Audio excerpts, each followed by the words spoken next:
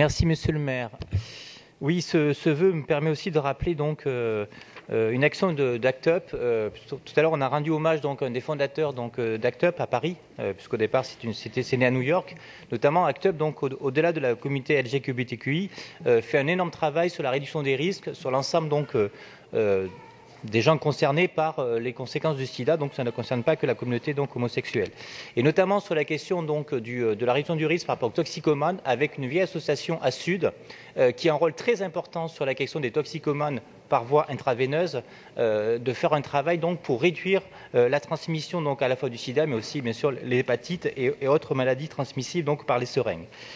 Donc ce vœu donc, part donc du travail fait par ACT UP et par Parasud et demande à ce que les pharmaciennes, l'ordre des pharmaciennes, fassent son rôle qui est donc de protéger les gens.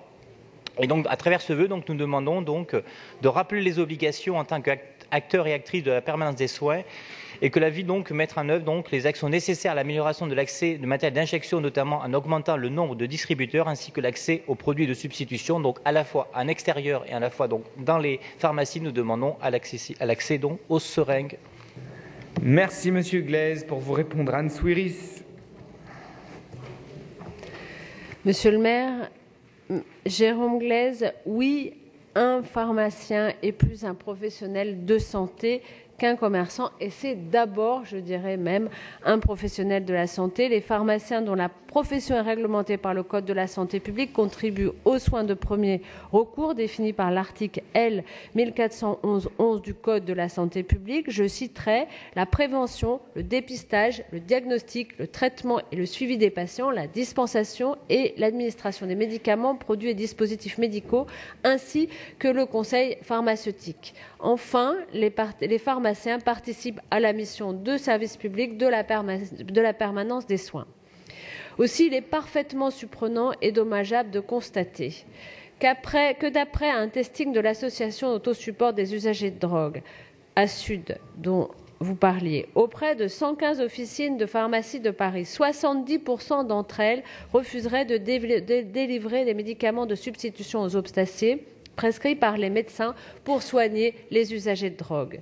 Et que, suite à l'enquête de terrain menée en 2018 et 2019 par l'association ACT UP, dans plus d'un tiers des pharmacies parisiennes, les kits Steribox contenant du matériel nécessaire pour 2 injections stériles sont indisponibles dans près de la moitié des officines. Cette situation est inquiétante car elle affaiblit considérablement les efforts concertés des acteurs de la réduction des risques et des dommages pour répondre aux enjeux de santé publique.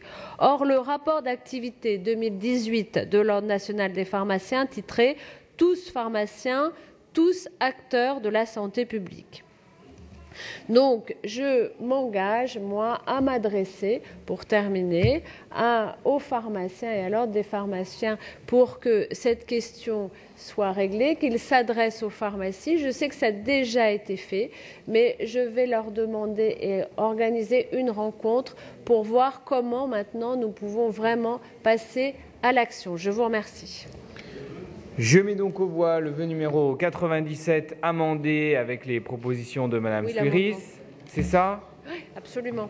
Donc favorable si amendé, l'amendement est accepté. Je le mets donc aux voix ainsi proposé. Qui est pour?